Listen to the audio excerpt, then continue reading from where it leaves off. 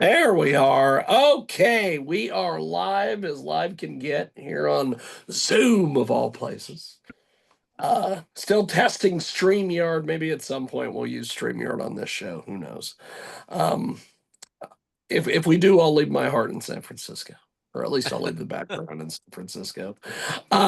We have got a great panel of guests with us today here on our program. We have IQ Al Rassooli. Of course, IQ is the man about town when it comes to warning us about Islam and all the various things. And then, of course, then we have Don Mazzella, dangerous Don Mazzella, with us today. He looks more like Mister Rogers today than anything. I do like the look from Don Mazzella. We have Dave Gabtz with us. I have heard so much about Dave from our good friend Roger Homefield, and I am excited that Dave is with us today. And then, of course, we have Roger Homefield, and maybe we will hear from Roger Homefield. I'm not sure if he will get his really awesome setup there going. But so I want to start with Dave. You and IQ in two separate universes have been talking about um, the threat of Islam for what seems like decades. It Um, is decades. Tell us a little bit about the whole how Europe comes to Islam, Dave. Okay, yes, sir. It's great to be on your show, and Yes. I thank you very much. I started studying Islam in 1979. That's when I went in the Air Force and was sent to Saudi Arabia the first time in 1979. I was amazed. I was a youngster at that time. So I've been studying 45 plus years Islam.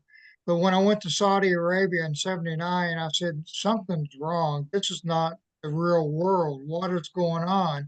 You got ladies covered from head to toe.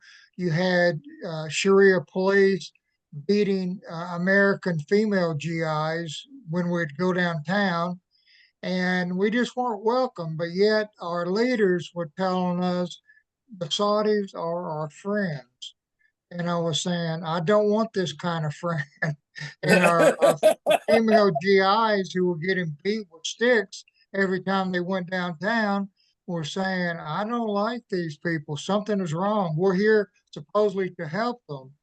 So I started again in 1979, and I'm continuing here in 2025. I spent over 20 years on active duty with Air Force. If anyone's heard of OSI, the Army and Navy, well, the Navy has NCIS, the Army has CID and MI, the Air Force has OSI, the Office of Special Investigations. You're federal agents, you're sworn federal agents, although you're on active duty. Immediately after retiring from active duty in 99, I was sitting in the same seat doing exactly the same thing, except this time I was a civilian federal agent with OSI. 1811 is what they're called, civilian agents. You could be sent from the Secret Service, ATF, DEA, dozens of other acronyms for federal agents, but I was selected again for OSI. In 2001, directly after 9/11, I was selected to go to Arabic language school with the State Department. Spent 1 year with the State Department. So my entire career has been working counterterrorism, counterintelligence, and in 2003 as a civilian federal agent, which my wife and I had just got an assignment to Albuquerque, New Mexico, and I just retired. And she said, well, now we're never going to, you never have to go TDY again. You're a civilian. Well, since I was in Arabic language right after 9/11, of course, the government asked me to go to Saudi Arabia in late 2002. And they knew the war was going to kick off Operation Iraqi Freedom in early 2003. So before the war even kicked off, I was with teams who went on missions into Iraq before the war even started in 2003. And I had two primary missions at that time. One to search for the weapons of mass destruction. That is a whole another ball game. And the second is to look for the top 55 Fedayeen, the leaders under Saddam Hussein. And so that's what I did. Coming back late 2003, after leaving Iraq, I decided that I had a 6-year-old daughter, and my wife and I talked and said, enough of traveling away for 18 plus months at a time. I was going to be going into Qatar and Oman for another 12 months.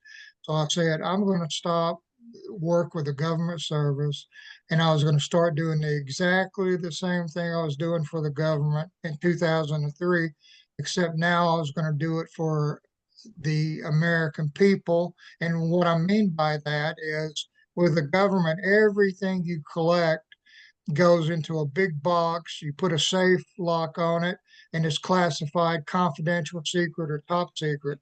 I said, and most of that information never gets out to the public. So I said, I'm going to start giving the information to the public first, to law enforcement second, to the media, and then to politicians. And since 2003, I have been undercover in over 425 mosques in America, firsthand undercover. I have sent teams anywhere from 1 to 6 people inside care headquarters, other acronyms, MANA, MSA, you name it. And I continue to do that to this day. In the last 6 weeks, I've been to Chicago, Dearborn, Michigan, and Dallas, Texas. Wow. Heck of I a stay busy. deal. You are busier than a fruit merchant, my friend. That is Yes.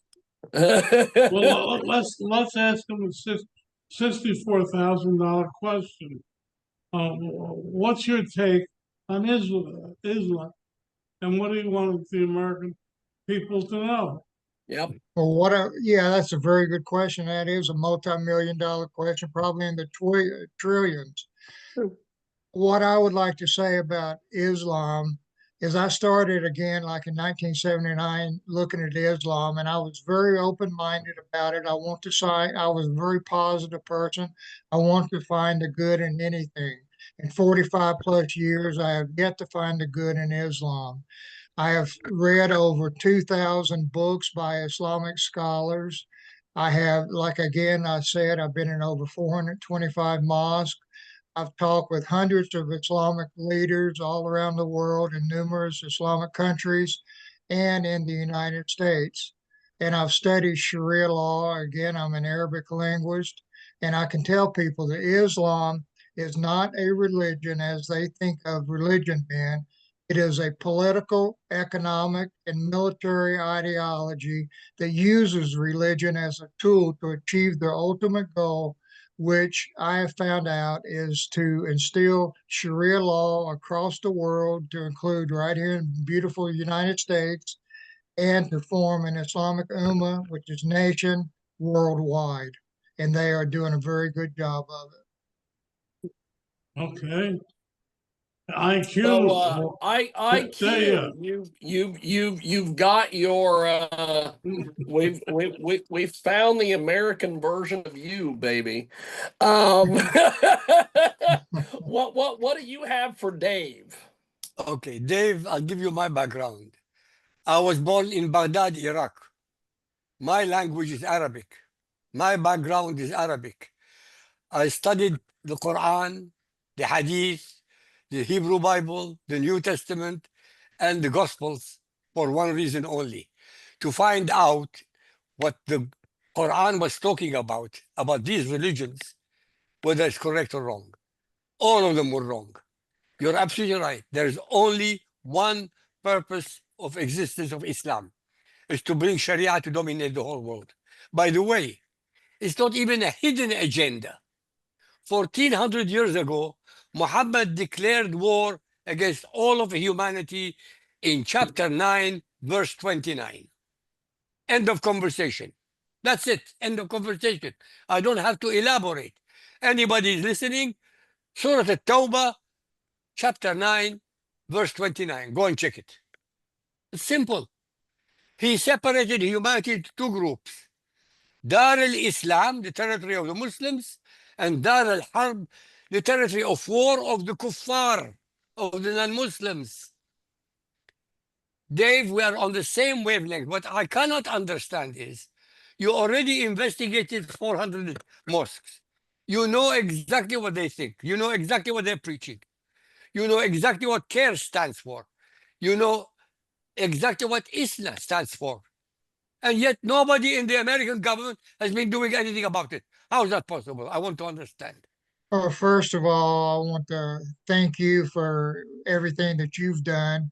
And again, many people don't realize that on my teams across the United States and even overseas in Iraq and Saudi Arabia, the majority of my team members are former Muslims and even current Muslims. So it's not against individual Muslims that I'm looking at. I look at the Islamic leaders as a whole, and I've studied under some of the top leaders, such as former Al Qaeda member Tawfiq Hamid, and he lived in my home with my family for over 6 months.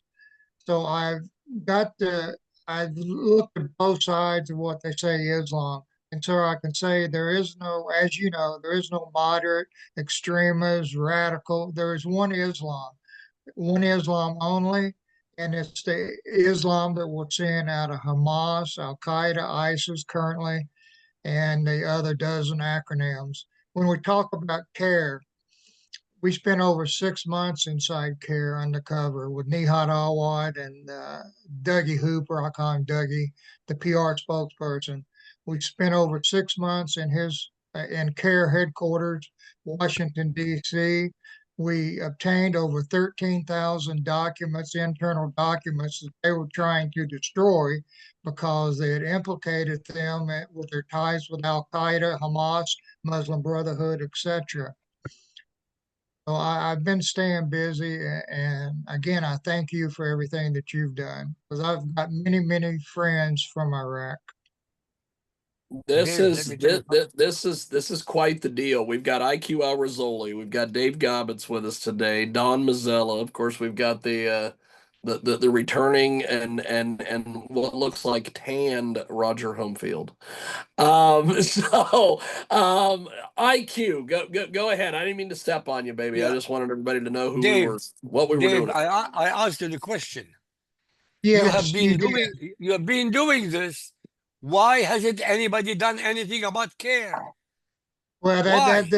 that's great, and you had mentioned that from the very beginning. And I kept rattling on about different subjects, and why is the most important question of all. Why has nothing been done? And I used to come up with excuses for the government. Well, they just don't have the right people in power. They just don't maybe have the money. They don't know what they're looking for. They haven't been to the right places. They haven't sit down and really discuss Islam with people like yourself. And so why is there's no good answer why? Because there is something behind the reason. And I would say a big part of it, most people consider Saudi Arabia to be the friends of America and to be even now they are considered to be the friends of Israel. And that is so false. As I found out in 1979, the Saudis are not our friends. And this is why they bring in too much money. They got so much political power, and it doesn't matter if it's on the left or the right, as we're seeing today. Saudi Arabia has a lot of influence in America, and we don't have people, I won't say powerful enough because they are powerful.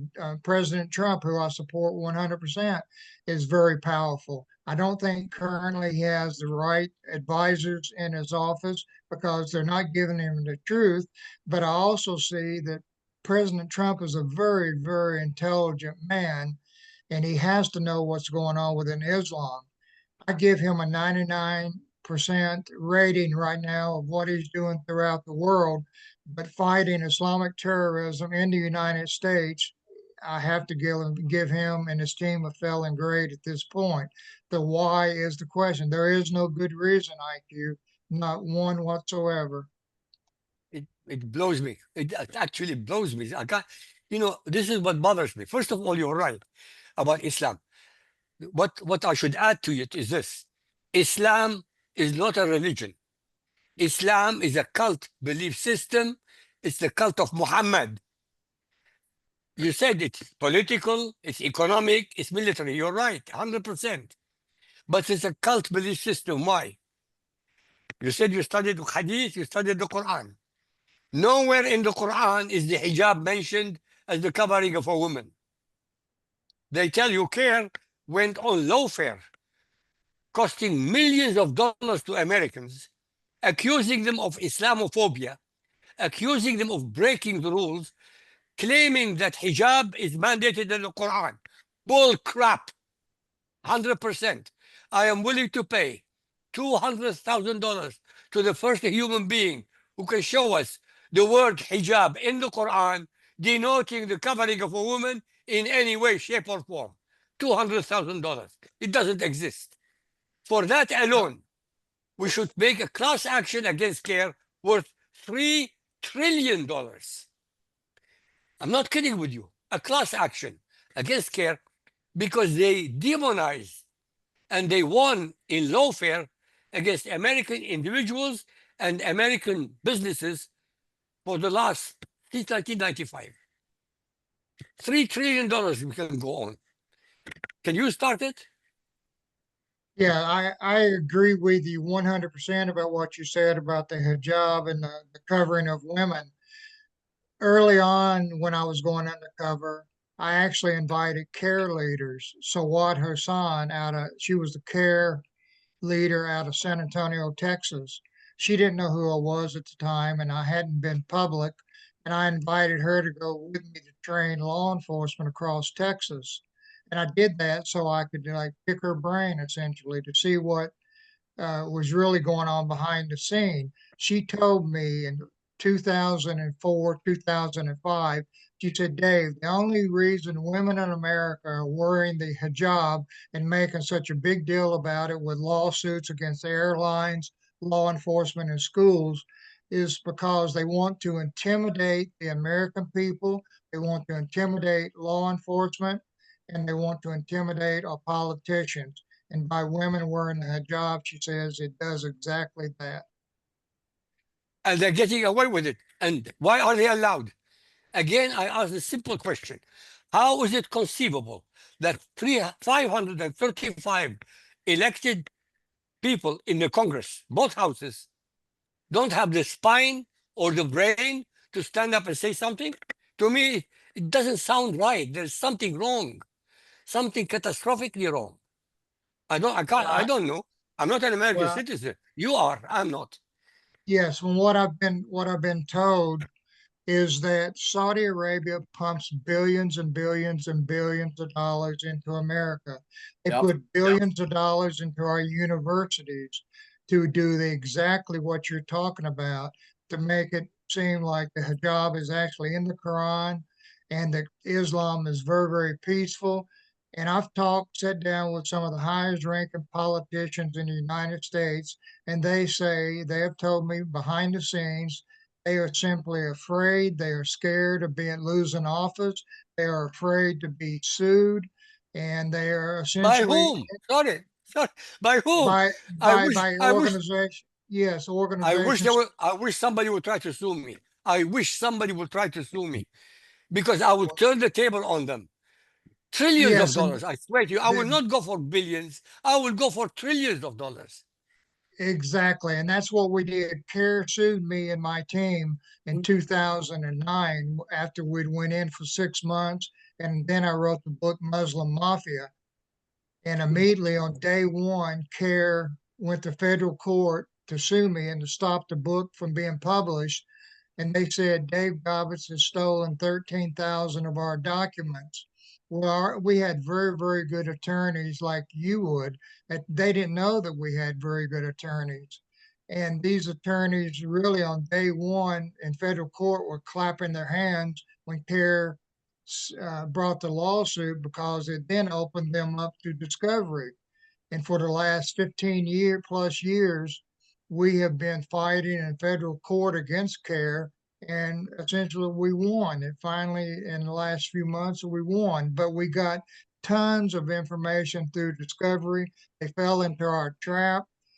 They wanted to sue me. They thought it was just me and my son that would put together this operation for 6 months. They found out we had some of the best attorneys all across the U.S., and they started hitting them with discovery. Can I jump in and ask a question? Go ahead, Don, jump in there. My question to you is, what is the ultimate goal of the Saudis? I mean, we're focusing on the Saudis, and I have to tell you, I'm a victim of their propaganda because I'm very pro-Saudi. But what is their ultimate goal? Yeah, the ultimate goal is exactly what we were talking about early on in this discussion. The ultimate goal is Saudi Arabia, again, are not our friends. You've got the Saudis who essentially rule and finance the Sunni movement, when you got Iran who does the same thing, headquarters for the Shiite movement. The ultimate goal is to spread Islam across the world under strict Sharia law. And that was the goal they set out to do 1,400 plus years ago, and they have not stopped, and they will continue until that is accomplished. Yeah, they're devoting most of their money right now to infrastructure inside Saudi Arabia. They're concentrating. I'm just trying to reconcile what they're doing, and if you look at the numbers that they publish, whether they're true or not, they're putting an awful lot of money inside of Saudi Arabia rather than outside. So I'm trying to in my really learn what, if you say their goal is to push Islam. IQ's been after me for years to say this, but Dave, I've been after him for 10 years. It took me 10 years for him to educate him. 10 years, I swear to you. But now he knows. By the I'm not way, arguing that. But it yeah, seems to yeah. me the people in the Middle East spend more time fighting each other rather than doing what you're saying they're trying to do. But I they are mean, doing it both ways. Yeah, but you're missing the point. Although they're fighting each other, their ultimate goal is exactly the same, whether it's Indonesia or Chad or Mali or Saudi Arabia. The ultimate goal is exactly what Dave said, to bring Sharia to dominate the whole world. It's that simple, it's not complicated. We have Turkey also as an ally, but Turkey is not an ally of America. Turkey hates America. Turkey is ruled by a Muslim terrorist called Erdogan, and he is Sharia compliant. He pretends he's westernized, but he isn't. He is Sharia compliant. All of them are Sharia compliant. By the way, Mohammed bin Salman, the current leader in Saudi Arabia, is the only one in the whole of the Muslim world who's trying to change the tune, literally change it. But he can't go too far because they will kill him. Yes. Do you agree with me, Dave? Yes, I agree with you again 100% on that. And yes, indeed, the Sunnis and the Shiites are killing one another, but that goes back to there is one Islam. There will always be fighting between the Sunnis and the Shiite, but they still have the ultimate goal: destroy America, destroy Israel, kill all the Jews, and to dominate the world under Sharia law.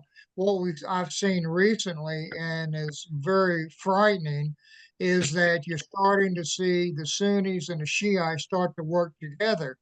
Just like you're seeing Iran, which is a Shiite country, and the leaders of the Shia world, they are joining forces with Hamas and other Sunni groups. And that is where it becomes very, very dangerous. And as Don, IQ, Jiggy, Roger, all of you know, The Muslim people are very, very, very patient. We expect things to happen within 2 to 5 to 10 years. They plan out hundreds and even 1,000 years out. So Saudi Arabia will Well, play the game speaking of being that, friends until they no longer need to be. I want to chat about this upcoming mayor's race in New York. Um, I think it was probably Sunday. I probably talked to Roger Homefield for about an hour and a half about this. And IQ has spoke about this on a few occasions with Don and with Dan on Tuesdays. Dave, what do you think of McDomi and the fact that he's buddy buddy with this guy named the Uzi Imam? Yes. Well, I've written articles about this for a while, and Roger and I have discussed it for a while. You've got the red green axis, we got the Marxists and Islam coming together. I knew all along when you had this New York mayor who was a hardcore communist that he was getting money and power from Islam, both the Sunnis and the Shia. Recently, he acknowledged that Imam Siraj Wahaj, out of Brooklyn, New York, was teaming up with his political campaign. Roger knows this. For many years, over a decade, I've always said Imam Siraj Wahaj is the most dangerous Muslim in America. Nothing goes on Sunni wise without Wahaj approving and condoning it. He even caretakes their marching orders from Imam Siraj Wahaj. So anything going on with the New York mayor, the communist mayor, is also going to be funded and given power by Sunni Islam and also Shia Islam behind Imam Siraj Wahaj. Can you guys hear me? We've got you, Yes, about baby. the Look bloody at All right. time that. too. We got Roger Great. Hopefield, baby. Well, first I want to say, hi Don and Jiggy. Haven't seen you in a while. I just want to say that both IQ and Dave Gabtz are real heroes. IQ wrote his book, The Lifting of the Veil, years ago, when it was not so much in fashion to speak up against Islam. Today we see a lot of people starting to speak up against Islam, but when IQ brought it up, he was one of the pioneers. And Dave Gabtz is an outstanding, he's an American hero, period, flat out. I've known Dave for 15 years, and what America, the gratitude that America owes him will probably never come to fruition. But the Saudis, several things I want to just point. Saudis, they're the ones that sponsor all these 25,000-foot square mega mosques that we used to speak against about in Florida. Is that correct, Dave? Didn't Saudi sponsor these 25,000-foot mega mosques in areas where they didn't even have that many Muslims yet? But it was in preparation for when they were coming in. Now, when we had this communist, Mandami, I was getting heartburn as it was, okay? And I figured, well, hopefully we can weather the storm and whatever the laws they do in New York will stay in New York. But a few days ago, when it came to pass that he's buddying up with Siraj Wahaj, who Dave told me about 15 years ago, that's when I snapped. And the reason I snapped is because this type of ideology will not be contained within the borders of New York. It will spread like the cancer that it is. And I want to ask Dave and IQ. Dave, I want to know if this is over the top in saying this, but is there any reason to believe why, if he's elected, that they will not have the Muslim call to prayer blaring throughout Times Square, New York City? Which I understand is what they're already doing in Michigan. And I remember bringing clips of Marine Le Pen from Paris, which they said they could not walk on the streets on Fridays because when they come out of the mosques, they lie all over the streets praying in their prostrate positions. So is that what we're going to see Times Square looking like? And will Jews ever be able? Go ahead, Dave. Yes, you're already seeing it for many years in Brooklyn, New York, with Siraj Wahaj, the planner for the prayers. And yes, you're going to see it in many other cities. Like I said, I came back from Chicago. They're doing it there. Dallas, Texas, the mega mosque in Plano, Texas.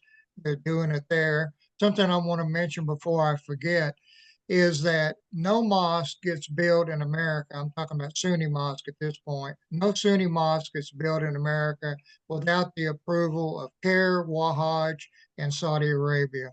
And as far as the Shia mosque, you've got Iran behind each and every one. And they put their mosques, majority of the times, they just don't throw, millions of dollars into the building of a mosque in a certain city. They do it very strategically. The majority of mosques I went to are right next to police academies, law enforcement departments, schools, and our military bases. And there's approximately 3,500 currently. But for every legitimate mosque that I've seen that has a nonprofit, 501 nonprofit license, if I go into a town and I find two, you can be guaranteed there's at least two others that are going underground that do not go public, do not use the nonprofit status. It seems to me that Jews walking through Times Square, maybe they're going to need to trade in their yarmulkes for football helmets. I agree. It's gonna be tough. The one thing that I have never said, and IQ Don, you guys may disagree with me, but when I give lectures, presentations, when I train law enforcement, I've trained over 10,000 law enforcement in America. I have never one time, and I've told Roger this, not one time have I ever said that we, the Christians and the Jews, America and Israel, are going to win. I think it's going to be a long, hard battle.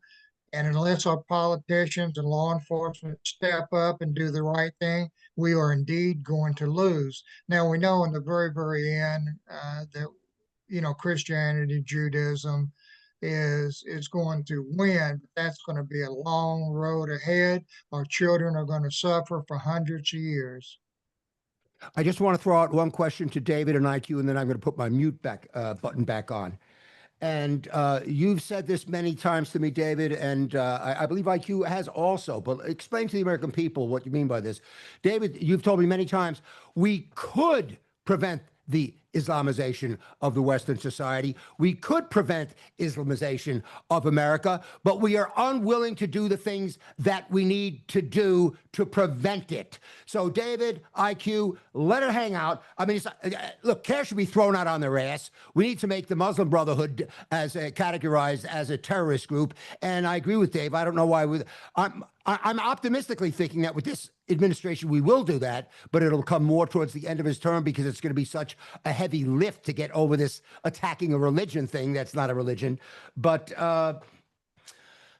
what do you think of that, David? I mean, tell the people what you always say. Look, we could save ourselves, but we're not willing to do what we need to do it. So you and IQ, tell the people what it is that we do need to do. Okay, I will start with this, and then we'll see what IQ if he agrees or disagrees. We could win tomorrow. We could stop what's going on tomorrow. What we would have to do is the IRS, our politicians should shut down all 3,500 mosques because there's ample evidence that they are violating the nonprofit status in many, many, many ways that they're doing that. We should close down every Islamic center in America. We should close down CAIR. There's ample evidence going back decades that CAIR is a criminal enterprise. That's why I named the book Muslim Mafia. They are an organization with criminal intent. There's tons and tons of evidence to do that. We won't do it because we don't have politicians right now who, on the left or right at this time, in regards to Islam, who will shut down every mosque in America. There would be an uproar. There'd probably be a civil war in America. And the United States is actually afraid of Saudi Arabia. They're afraid to go up against Saudi Arabia. Talking about Siraj Wahaj, I want to mention this real quick. I was in Brooklyn, New York, and in his mosque in Brooklyn, I found a 75-page pamphlet book and it talked about how to kill U.S. law enforcement, and then how Muslims can go underground and avoid being prosecuted. That is enough. And his book I found in numerous mosques all across America. That in itself is enough to close down the mosque. Second, I've come across child abuse in numerous mosques, hundreds actually. One in Nashville, Tennessee, that I went to with a female researcher. We went into that mosque, and it was a 2-week course on Sharia law. And her and myself were in that class, and a little girl who was 7 years old came up to us, sat down next to my female researcher, and she said, "Ma'am, my arms are hurting, my legs are starting to hurt. Can you help me?" And my researcher said, "Honey, what's wrong?" And the little girl raised her sleeve and showed her welts. And on her back, she had welts, and on her legs, she had welts. And my researcher said, "What happened to you?" And she said, "The imam and other leaders in the mosque, they beat us when we do not do Sharia right." Now, this is a 7-year-old girl. And next, the little girl said, "And my husband does this to me, and my husband does that to me." A 7-year-old girl said her husband in America, in Nashville, Tennessee, was doing abusive things toward her. That is when I said, "Time out." I immediately went, and this is an example of why I said we will not win. I immediately went to law enforcement. I went to the police department. I went to the sheriff's department. I went to the FBI. I went to numerous congressmen on the left and the right. And I also went to CARE. I called CARE headquarters and I said, "You know me, but you have a little Muslim girl here in Nashville who is being abused. Will you step in and do something about it?" Of course, they said no. All of them said no, to include our law enforcement and congressmen. They said it is their culture and I need to stay out of their business. First of all, they have no culture. And second of all, and most important, with all due respect, Dave, don't go about beating around the bush. Sharia law itself should be declared null and void. Yes. And why? I'll give you the answer. Sharia is the nemesis of every article in the American Constitution. So automatically, when you ban Sharia, you have the right to close every mosque, you have the right to close every madrasa, and you have the right to investigate every single Muslim charitable organization. This is legal terms. I'm not using them, they're going Marxist or no, I couldn't give a damn. Sharia is the basis of Islam. Sharia is the nemesis of the American Constitution. End of conversation. Anybody who comes against us in the politicians should be crucified. They should be crucified, not removed, crucified. Why do I say that? Because they're traitors. They're endangering the future of our generations in the United States of America. They are endangering of our future in the whole of Europe. They are endangering the whole future of Christianity. By the way, there hasn't been a single demonstration. There hasn't been a single article written about the persecution and the genocide committed against Christians in Africa and Asia. Only about the Palestinians. Only the Palestinians. That's right. Yeah, I just Well, want to add one quick IQ, thing. you Go ahead. I'm sorry. IQ, you just brought up something. Now look at what's happened in Gaza. Well, if this was such a effective organization, how could it let the events in Gaza appear? Are you asking me, sir? Well, we start with you because you're the guest, and IQ will jump in afterwards. Okay. And so the question is, how is what happening in Gaza? Why is it happening? No, well, if this uh, uh, movement that we're talking You mean about today. jihad, worldwide jihad? Is that what you mean by movement, Don? Well, we're saying that the Shari law and all of these groups, whether they're Shiite or not, all have one aim of the overthrow of Western civilization. But having said that, what I'm trying to understand is if they're so good at it, how do they let things like Gaza happen and like what's happening in Iran, etc.? You know, do we look at this thing as an overall movement, or do we look at it as individual movements of individual states, many of which did not exist 100 years 100 years ago? Well, that is a very good question. I'm glad you brought that up. Hamas is truly not liked either by Iran or by Saudi Arabia. Now, they will fall in step with some things, but really, Hamas and Gaza, they jumped the gun. I talked to Islamic leaders all across the U.S. and throughout the world, and I've asked them, I've said, why have we not had another major 9/11 type of event? We've had some bombings, etc., but why have we not had another 9/11 that killed 3,000 plus people? And they tell me, they call me Dave. They say, Dude, in America right now and in Israel, Islam is winning. They are achieving all of their goals without another 9/11. They have told me that if they had another 9/11 in America right now, it would set them back 25 years, their movement. Again, they are very patient. I think Hamas jumped the gun, and according to my beliefs with what I've talked with the Saudi leaders, is that they do not support Hamas. Iran truly does not support Hamas. It gets some attention, but Saudi and I think Iran would have preferred October 7th did not happen right then. They want it to happen at some point, much, much worse. But October 7th, 2 years ago, was not the time that Iran and Saudi truly wanted that to happen.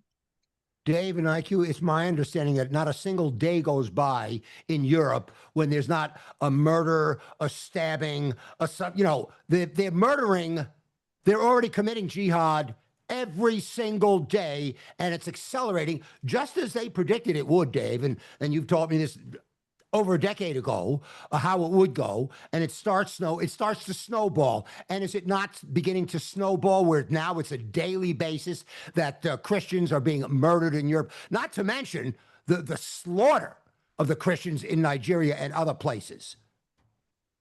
Yes, I mean, Christians are being killed all over the world. What I've seen throughout America with the mosque in America, and let me see if IQ agrees with me on this.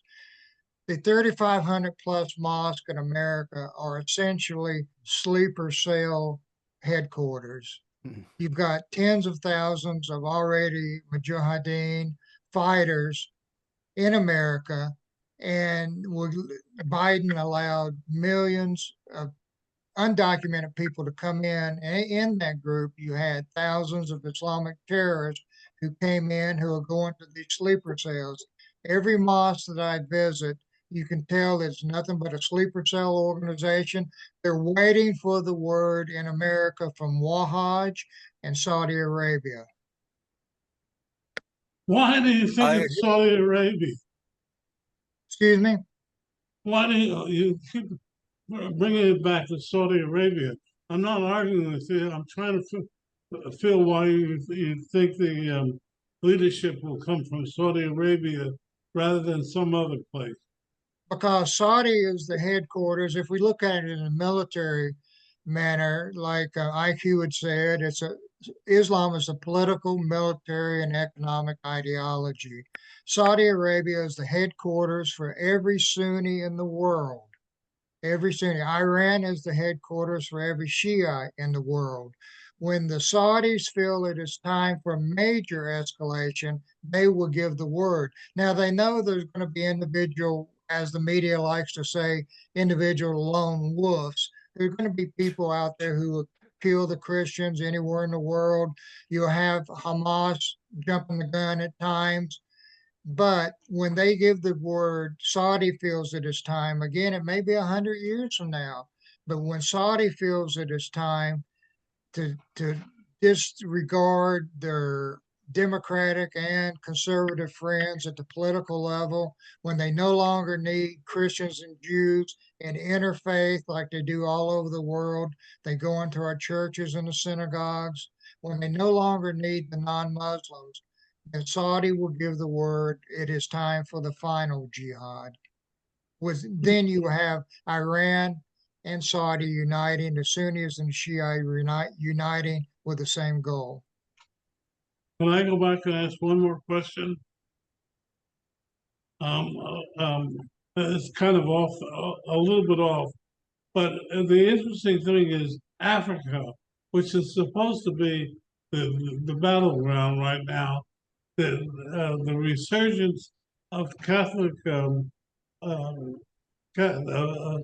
Catholicism inside uh, Africa is a phenomenon that's not reported here in the United States.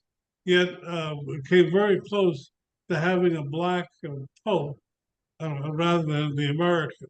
And the betting in the church is that the next pope will be from Africa.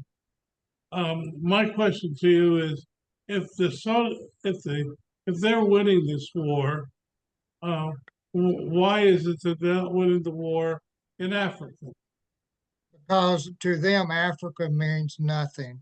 The United States and Israel, when Israel and America falls, the rest of the world will fall.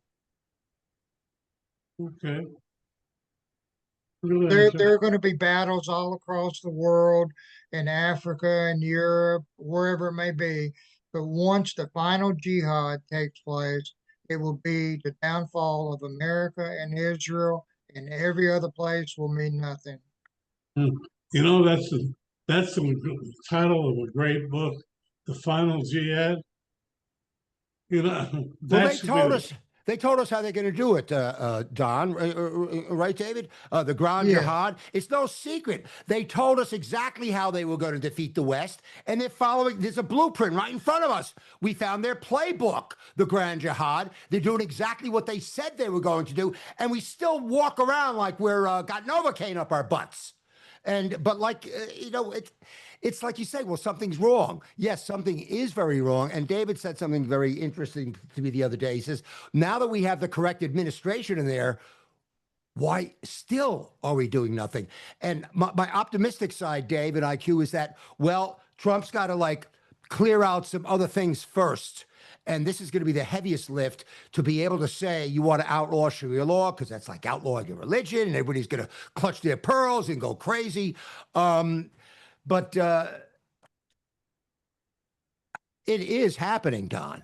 It is not a day goes by. They're 24/7.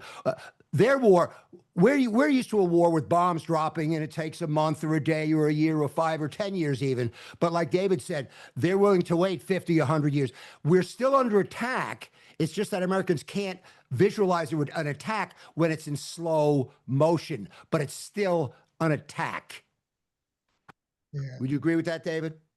Yes, and something I want to mention, and with IQ being from Baghdad, I want to bring this up. When I went to Iraq in 2003 as a federal agent, I had the opportunity to interview numerous Al Qaeda, and yes, Al Qaeda was in Iraq in 2003. Saddam Fedayeen, and many other groups, terrorist organizations. I had the opportunity to interview literally hundreds of terrorist fighters. And one thing I would ask over and over again with these fighters, I would say, what is going to be the next type of attack in America? And remember, this is 2003, 22 years ago.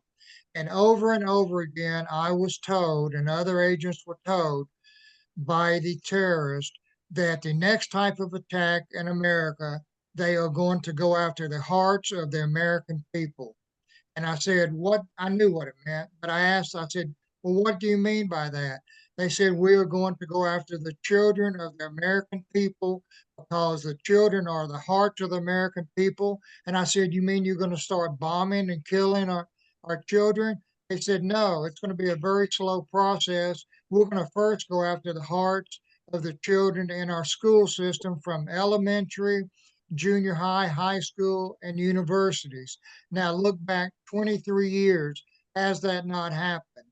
Right now, we have people who support Hamas who put babies in microwaves over you and I and Roger and each of us here. They will support college students, majority will support Hamas before they will you and I, American soldiers and citizens. IQ and David, let me ask you this. Isn't it not simple to say that promoting Sharia law in the United States is treason? Just outlaw Sharia law. If you're promoting Sharia law, such as a mosque or madrasa, that's treason. Shut it down. And if we don't stop nibbling around the edges, I'll give you one example about nibbling around the edges. I don't want to take too much airtime with you experts here. But the other day, Newsmax had a great expose on the immigration in Europe. Well, nobody in America even knows what's happening in Europe. They don't even, it's not on the news. We're being censored. But they had a great expose explaining just by the birth rate alone how we're going to lose Europe. And they said when it gets to 1.3 or something, it's all gone. Now, here's the punchline of it, though. It was a great show, and it was a great expose if you knew what they were talking about, if you already knew what they were talking about. But if you didn't know what they were talking about, if you were a regular Joe citizen and had no clue what they were talking about, guess what? You never did find out what they were talking about, because not once did they say the word Islam or Muslim or jihad. No, no, no, no, no. We don't want to hurt anybody's feelings. We might insult someone. Better we lose our entire culture and sentence our grandchildren to death. This is insanity. So we finally had a good expose on Newsmax, but they didn't have the frickin' balls to say what they were talking about. And I'm sorry for the screaming, but I really have lost it with this Siraj Wahaj deal in New York City. So go ahead. I'll give the floor back to you guys. Yeah, IQ, you go ahead. I keep jumping in, and I don't mean to. So you No, go ahead. you're the best guest. Believe me, Dave. But I'll tell you something. It's everything is simple. Ask James how many times I've told him over a period of 10 years. There is nothing complicated on this earth. We humans complicate it. You ban Sharia because it is nemesis of the Constitution. There will be no justice of peace, Supreme Court justice. If they want to make a decision, I will demand that they study the Sharia. I will demand that they study Quran before they make a decision. I will demand that. They can't make an arbitrary decision without reading the Quran, not reading it, studying it. Sharia, you declare it illegal, everything will settle. By the way, when somebody says we are afraid, we are 95% of the population. They are 5%, and we are afraid. Why should we be afraid? They want to start a war? No problem. Yeah. We have the armed forces. We have the police. We have the FBI. We have the armaments. If they want to start jihad, I swear to you, if I were an American, I will commit counter jihad against every Muslim in America. You want to call that incitement? No problem. I told James 1,000,000 times, I'm a racist. I'm a certified racist. Why? Because I'm a human being. Every human being is automatically a racist for one simple reason. It's a biological imperative. We are all territorial. We start with the family, then the clan, then the tribe, and then the state. All of us are racists. No matter how you define it, we're all racists. So when I say I'm racist, I am racist. I will take care of my own people. I will take care of my family. I will take care of my state against anybody else who is against me. Islam is the nemesis of every human being on the planet who is not a Muslim. I said it many times in my articles in public. Dave, correct me if I'm wrong. It is impossible, and I repeat the word impossible, for any Sharia compliant Muslim to be both a good Muslim and a loyal citizen among kuffar. Tell me if I'm wrong. No, No, absolutely. I don't think you're wrong at all. I tell you, one of the reasons that our military, even military leaders, are afraid is because we have too many civilians who try to be generals, and we don't let our military do their job. And when they say that they're afraid, you look at the Taliban in Afghanistan. 20 years, did we win against thousands of Taliban against our million plus? You failed not because of the armed forces. You failed No, because of no, the politicians. yeah, The exactly. politicians. Yes, No, yes, yes, that's yes. exactly what I was saying. We Yeah, have yeah. civilian politicians who are trying to be generals when we need to let the generals go in and do their job, then we could win. But I've so many times I can tell you the extent of knowledge that our law enforcement have, politicians and others. When they talk about Sharia law, they say, why don't we just ban Sharia law and then everything will be okay? Of course, we need to ban Sharia law, but Islam is Sharia, Sharia is Islam. If you ban Sharia law, then you're demolishing Islam itself. And so many politicians are afraid to come out and say it, that we need to abolish Islam. We need to criminalize Islam Well, because Islam is Sharia. one thing I want to get before we end the show, because we're coming up on a Wow, that as was they say, quick. a hard time out here. Roger, one of the things that you have been literally screaming about I should be screaming about it. last week is this an Muslim call to prayer in New York City. Um, go on this rant and let's get everybody's thoughts on Well, this it as sounds we like the wrap next up. logical step to me. I mean, I brought it up a little earlier, and David acknowledged, yeah, that's a very strong possibility. As David pointed out, it's already happening here in this country. People just don't know about it. Everybody's heads are up their butt. David has been screaming about this for like 2 decades. IQ's been trying to expose it. Everybody's afraid. Everybody's walking on eggshells and rice paper, and even Newsmax, when they do a damn expose, are afraid to say the word Islamism and Muslims and jihad. So we can't defeat an enemy if we're going to be pussies about even defining who they are. And, it just seems to me that New York City is going to become Mecca of the West. Jiggy, Well, we need to have it another used to be hour. called, Roger, they used to call it Baghdad on the Hudson. Well, look, You but I right? agree with it is simple, though. It is simple. Sharia law, there is no room for Islamism, or Sharia law and the United States Constitution. It's not that we won't allow people of different faiths. No, it's them. They're the supremacists. They are the supremacists. And there is no room for both Islamism, Sharia law, and the United States Constitution. There's no room for both to exist in the same country, as evidenced Great. in what's happening in Europe. Jiggy, we need another hour. we we definitely need to have Dave Gabtz and Roger Homefield No, no, back no. I on mean it. this. Honestly, I'm not kidding with you. I'm not kidding with you. We need another hour. This is education. Call Well, up Chris Jiggy, Ruddy and demand an hour on the damn TV so that this stuff can get exposed. Well, let's do this. We're going to regroup with everybody. We're going to get Dave back on with us. We're going to get Roger back on with us. I'm wanting to get Roger on every week, but we'll see what we can do about that. But so let's start with everybody. Let's start with Don Mazzella. Don, how do we get your book and get involved with everything you're ruler doing, of my the man? world, ruler of the world, Ruler of the ruler of the seas, wave baby. It's your of the book. sea.